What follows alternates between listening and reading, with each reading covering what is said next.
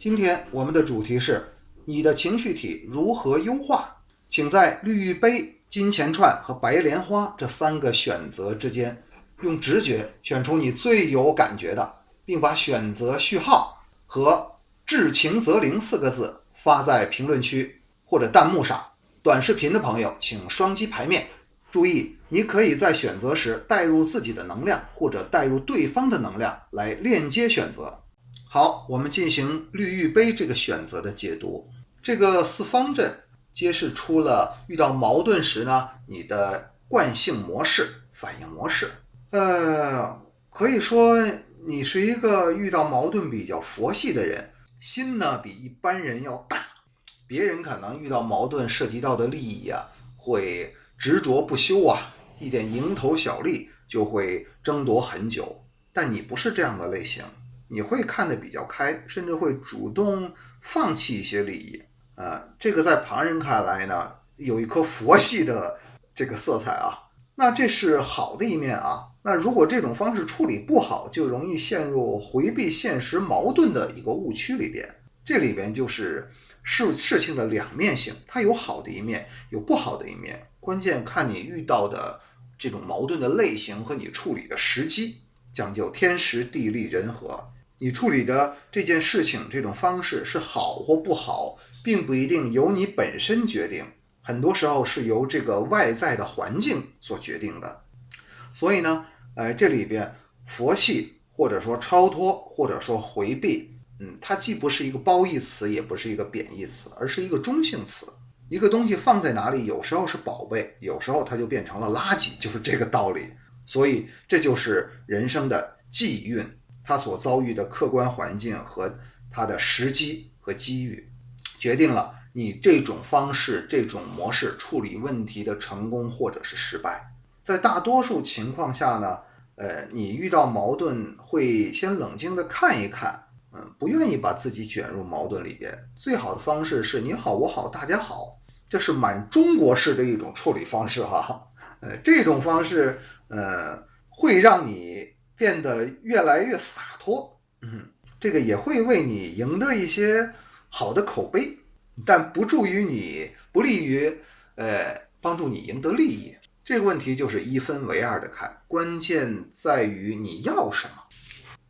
这第2个4方阵呢，是第1个问题的延续。在大多数情况下呢，只要不是切身的根本的利益，那你都会宽袍大袖啊，看淡风云，宁可自己吃一点亏，也要把这个和谐的氛围做足。所以在他们看来呢，你是一个和谐大使，能够把很多这个矛盾啊，通过你的手来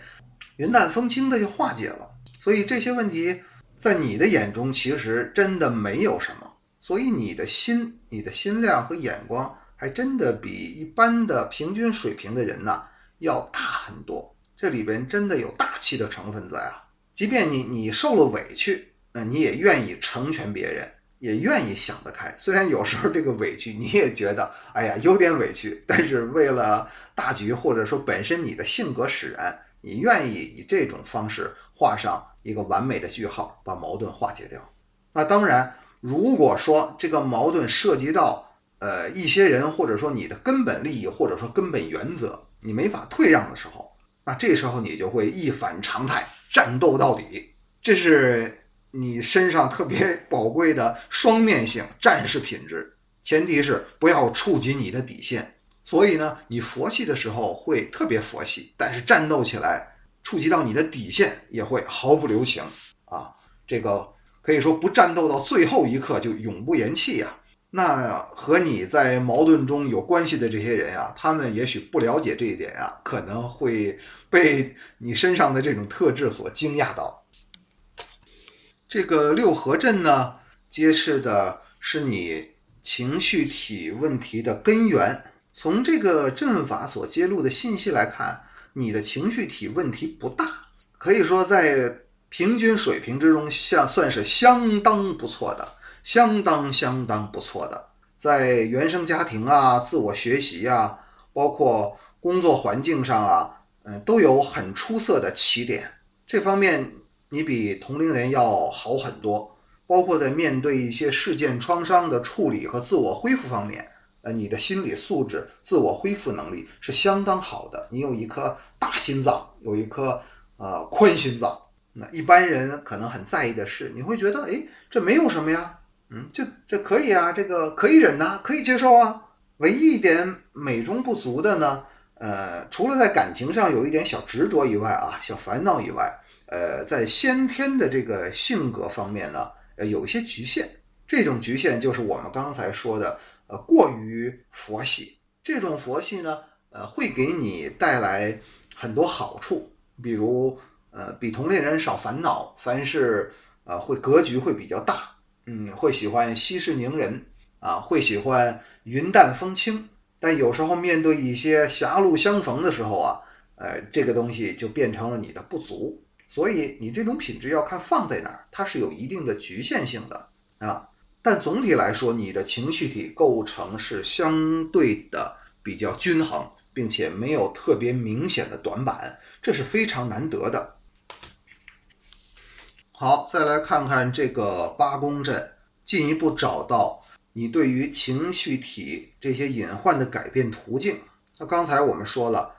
你的整个扫描下来呢，总体结果是相当不错的，只有1到2个小弱点。这个小弱点怎么改变呢？怎么样弥补它更上一层楼呢？肯定你不可能一辈子都是这个样子啊，人是要成长的嘛。所以这就是成长的方向和途径。建议你不要再多花时间在感情方面，这方面对你来说呢，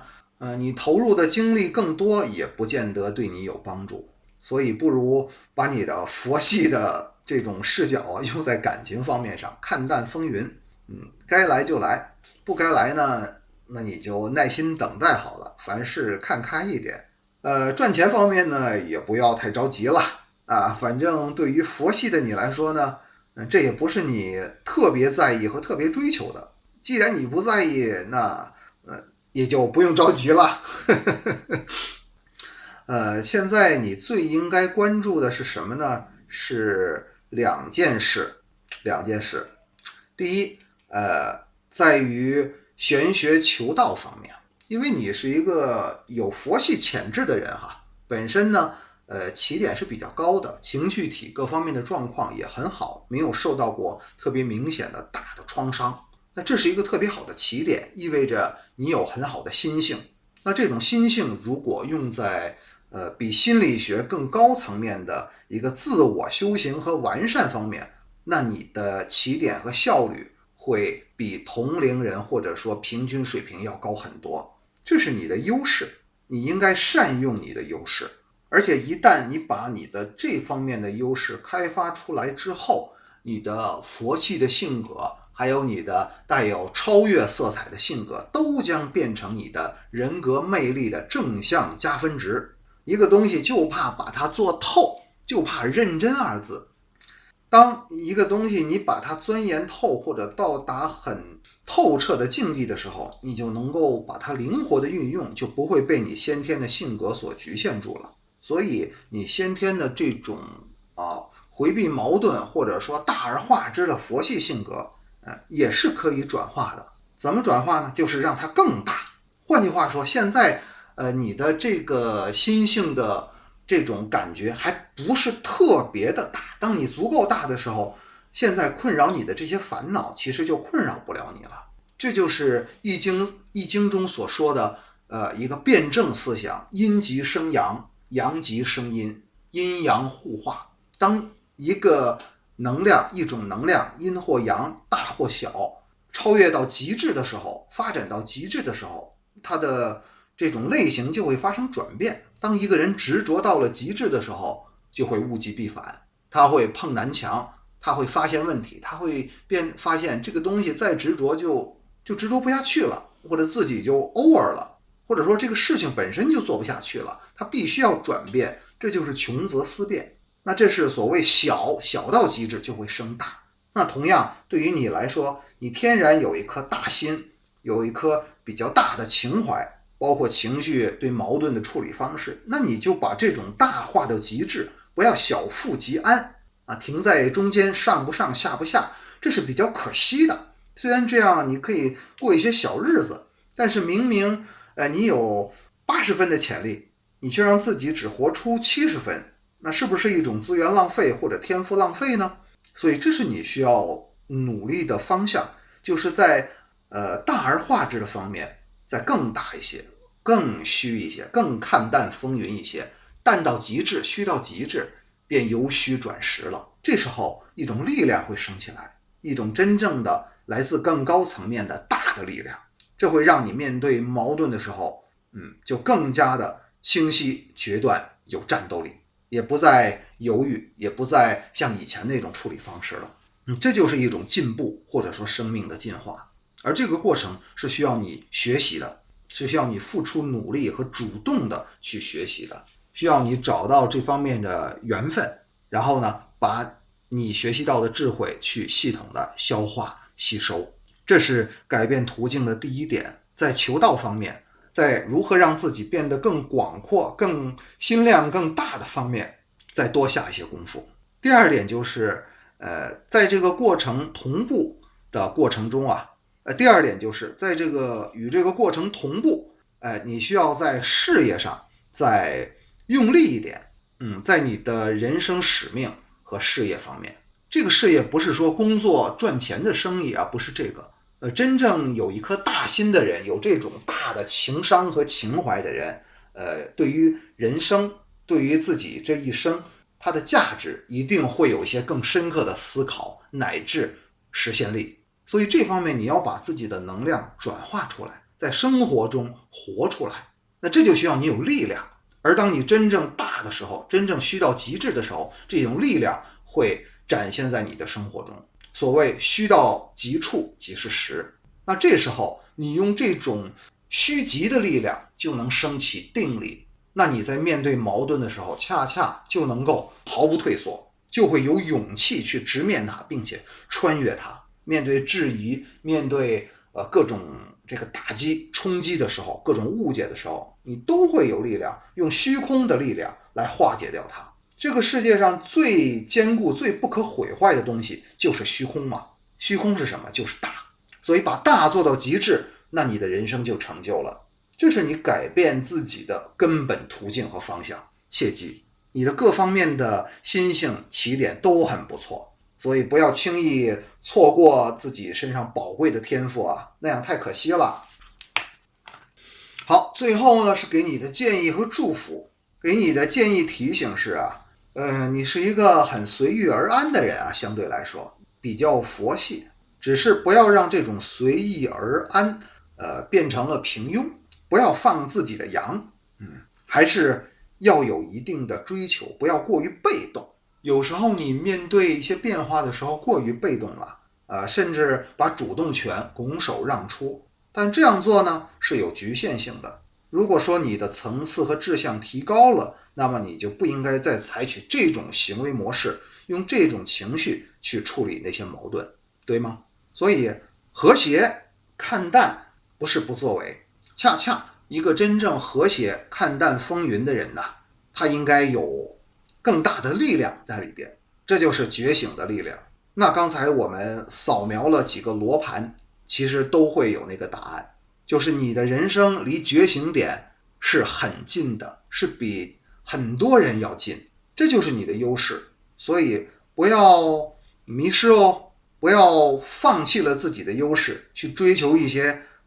你本身不擅长的东西。你要走的是一条人生觉醒的路，你已经在路上了，沿着这条路继续走下去，看清楚这一点，切记。好，以上是关于这个绿玉杯的解读，大家听完之后请选择一键3连支持我，谢谢。我们来进行金钱节这个选择的解读。这个4方阵揭示的是你遇到矛盾时情绪管理的反应类型。你是那种暴脾气的本色出演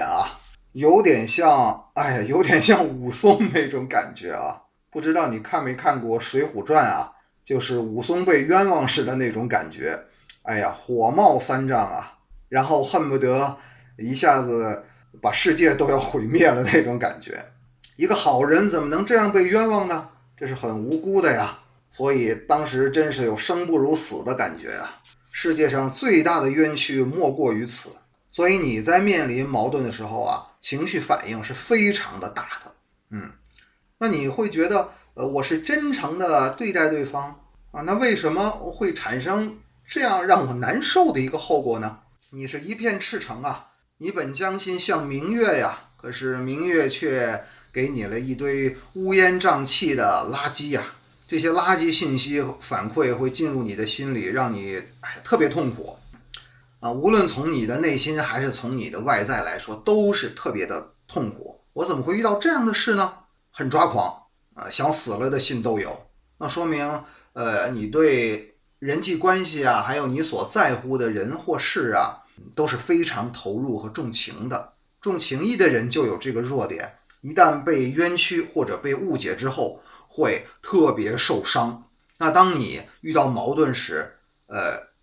这种反作用力就会比较大。当时可能会有一个念头，我干脆让这个人从我的世界里消失好了，我俩断绝关系，我不认识他，他也不认识我，让大家各走各的路，从此两不相见，这样一了百了。同时呢，你也会在这个关系里就让自己赶紧消失，在矛盾场中，这个事情既然我解决不了，甚至后患无穷，那么咱们干脆一拍两散就算了，不用再谈了。所以你解决问题的方式还是有这种暴烈和冲动的这种风格类型的，力量很大，反作用力很强大。那这第二个四方阵说的是第一个问题的延续啊。那你遇到矛盾时候，会让自己的情绪陷入一个对立的状态，是敌对的状态，甚至说是要向对方宣战的这种两国战争状态，全面动员，然后把自己这边火力全开一定要把这个事情充分的释放掉和解决掉如果解决不掉，就让自己消失，或者让对方消失好了这样的朋友，这样的关系，你真的不稀罕拥有。那在这样的一个状态下即使你有理当你有理的时候，会是比较强势的当你可能真的有些问题的时候你也习惯于用这种方式，不认输的方式来解决问题。所以你是一个斗士的风格呀，在这个过程中会让问题激化，会由一个问题衍生出更深的问题所以这就是由于什么呢？由于情绪管理不到位所产生的一个负面累积效应，会让你在泥潭里越陷越深。这就好比红军过草地的时候长征的时候一脚踏进一个泥潭，那如果你不去挣扎还好，想尽一个缓和的办法让自己慢慢的脱离泥潭，但如果你不停的挣扎，并且是盲目的挣扎，那你在这个泥潭里就会越陷越深。这样无论对你还是对这个矛盾相关的人，包括这个人际关系中对你特别重要的亲人爱人都是一个比较大的冲击，这样对你对他人都不利。所以这种状况呢，最好有一个改观，要不然你会陷入到这种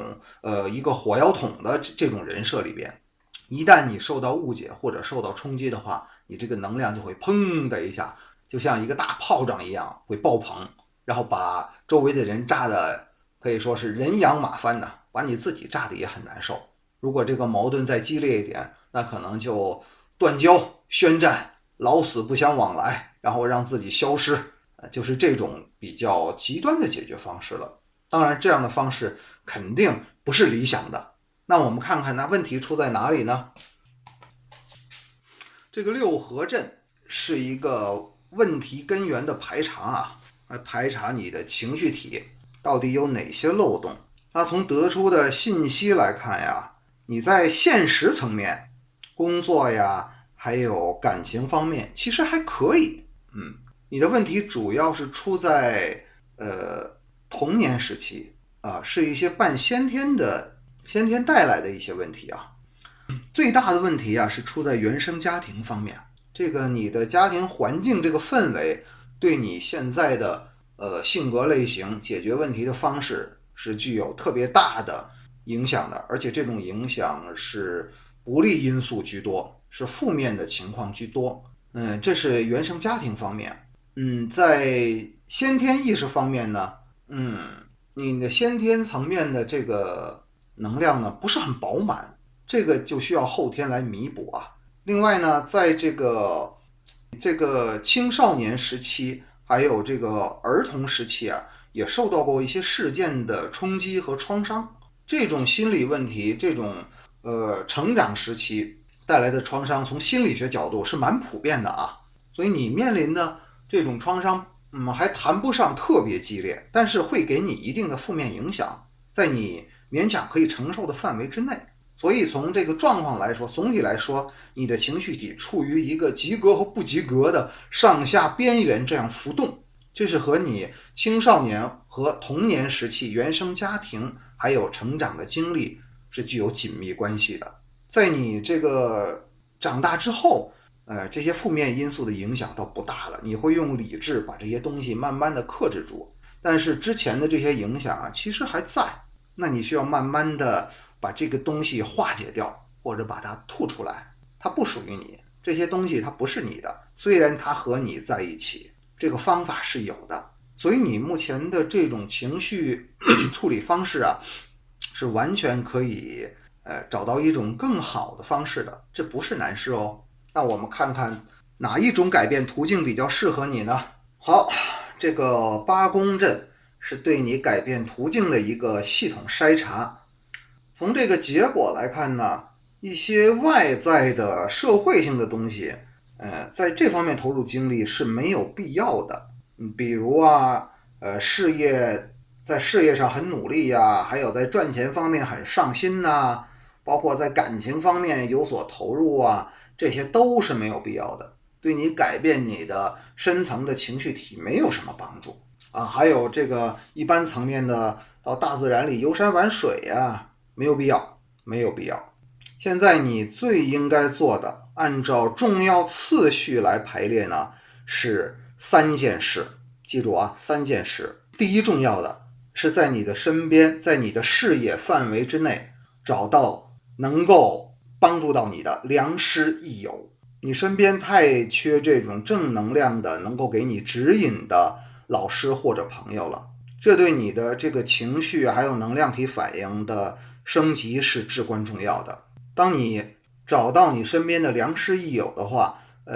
你多和他们接触，多向他们请教。然后呢，你要放下自己的这个负面的审视啊，去多和他们在一起熏陶，多向他们请教，从中呢找到你需要的一些关键的能量支持，可以改变你，可以从正向上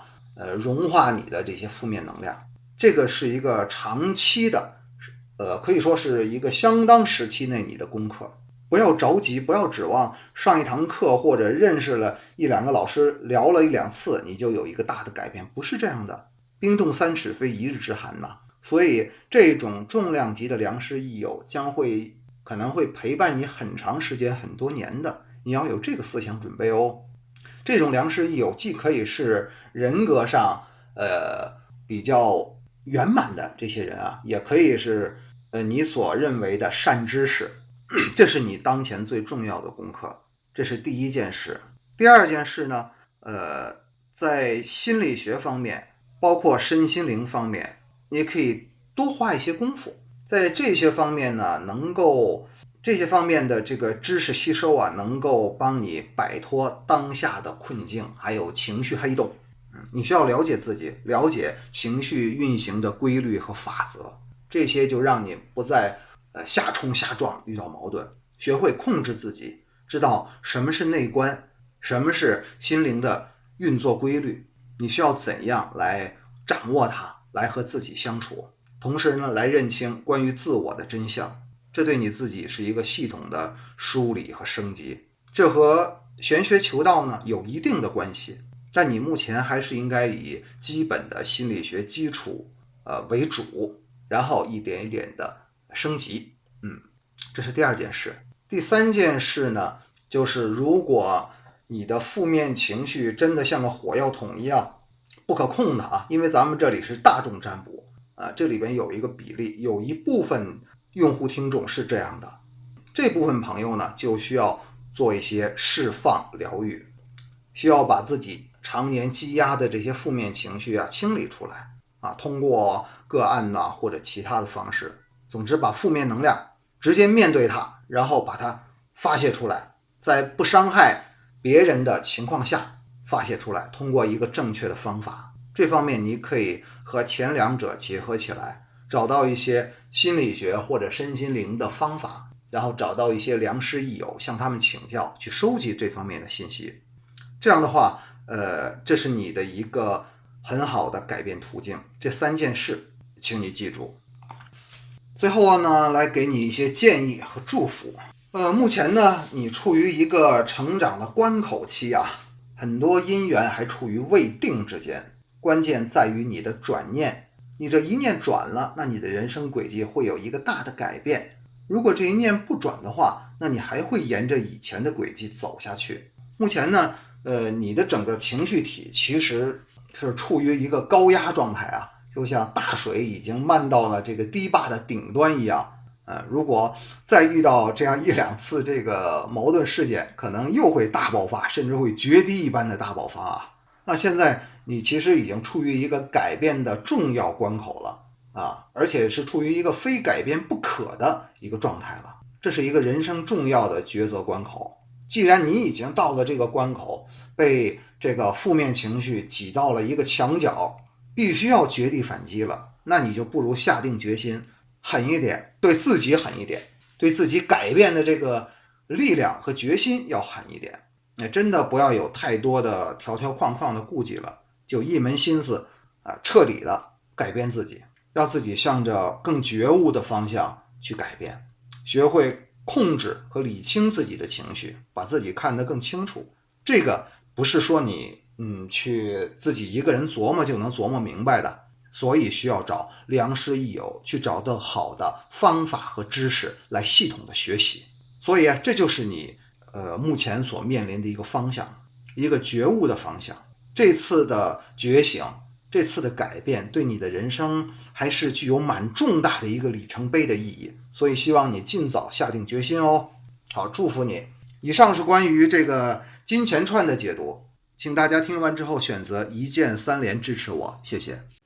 我们首先来看白莲花这个选择。从这个4方阵展示的信息来看你遇到矛盾时，情绪类型的习惯性反应是比较正向的。虽然你正处在矛盾的漩涡，可能会遭受攻击、质疑或者对方情绪的发泄，但你不会跟着对方陷入到情绪的漩涡里面去，这是一个非常优秀的品质。那你会首先想到建设性的解决方案虽然你的内心可能也会很抓狂，怎么会这个样子无缘无故受到攻击，或者这个矛盾是无由来的，怎么就把你推到矛盾的中心了你的内心虽然很震荡，但是你会尽自己一切的所能去解决问题，去化解矛盾，而不是和对方菜鸟互啄，或者在负能量的这种漩涡里搅啊搅，双方在泥潭里越陷越深。你不是这样的人，所以这是你特别优秀的一点品质，而且是与生俱来的即便是很多人你变成矛盾的中心很多人指责你、攻击你或者误解你，你仍然具有这样的素质和能力，能够从矛盾的漩涡里跳脱出来，能够站在一个相对客观的角度来冷静地看待这些问题，并且带着大家向化解矛盾的方向走过去。这第2个4方阵其实也揭示了相同的问题像这一类课题呢，你并不是偶尔遇到，可能会经常遇到，但这种问题对你来说呢更多的是一个自我修炼的课程一次一次的可能你也淡然了发现有时候人生就是这样总有些矛盾没由来的找到你，为什么总是你？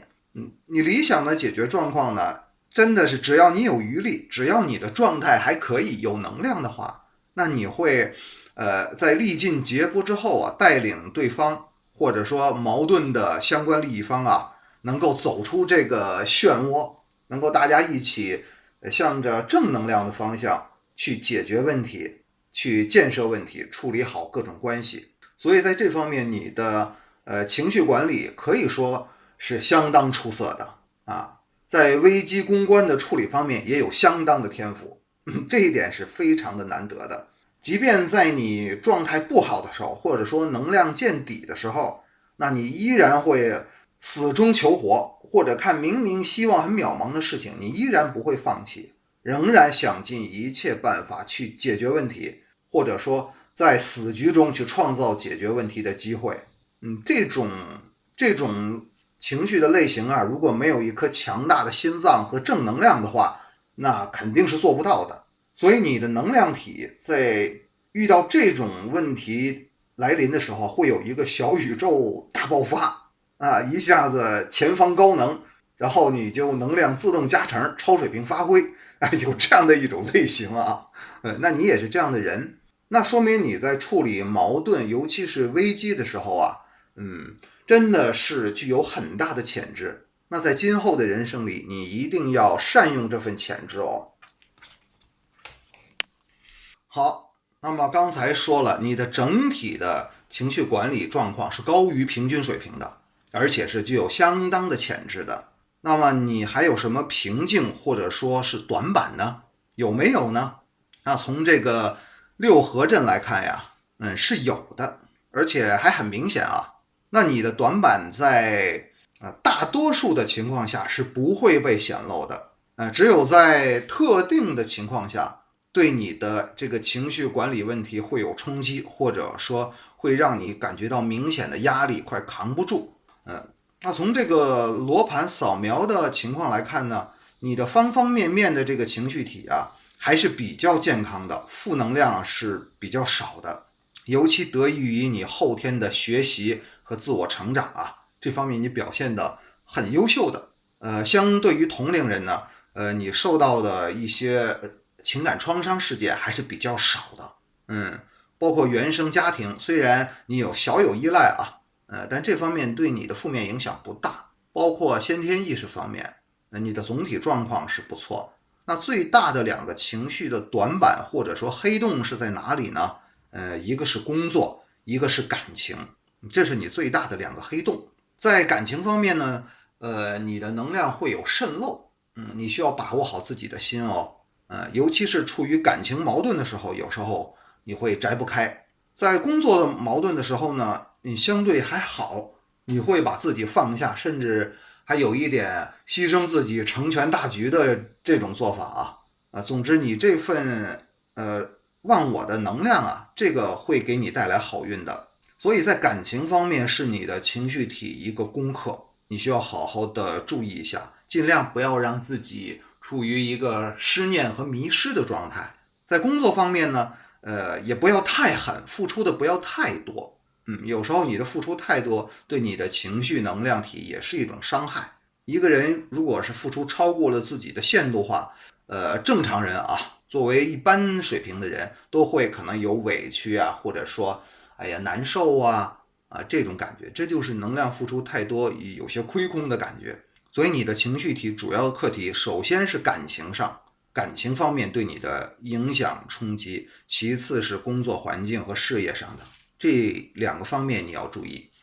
好，再来看解决这些问题的改变途径啊。这个八宫阵是一个完整的方向罗盘，会给你改变自己情绪管理方面障碍的一些关键性指导。那你的这个改变途径呢，我们用筛选法啊，首先可以 pass 掉的呢是这种游山玩水的休闲，你这种感觉不适合你当下的状况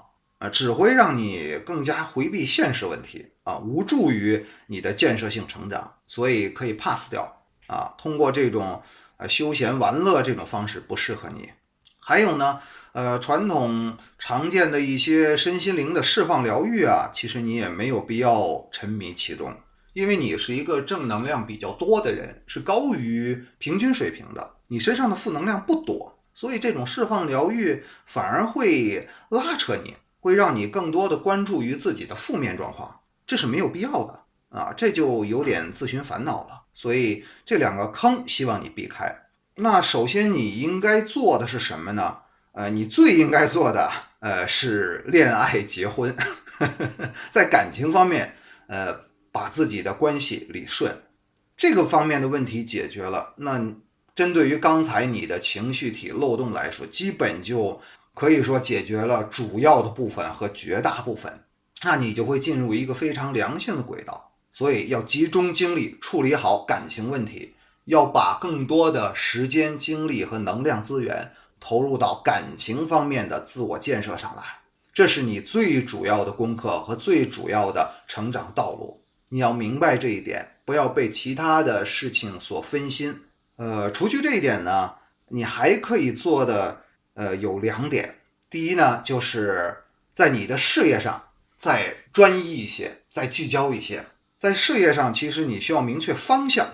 可能你面临很多选择，但是你需要找到自己最适合的那个点位，集中全力去成就它。成就这个事业，也就成就了你自己。切记不要让自己精力太分散，面临太多选择，要做减法，该砍的就要砍掉，只留下1到2个最主要的发力点。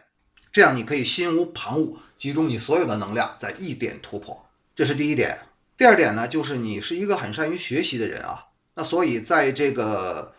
情绪心理学这些专业知识的学习方面，你可以适当的投入一些精力。有一些好的书籍或者老师朋友可以带一带你，这样也会让你少走很多弯路。当然，这2点所说都是基于在你处理好感情问题的基础之上，也就是说，你首先要处理好你的感情问题，这是你最大的功课和改变途径。其他的各种方式虽然看起来花花绿绿，很吸引人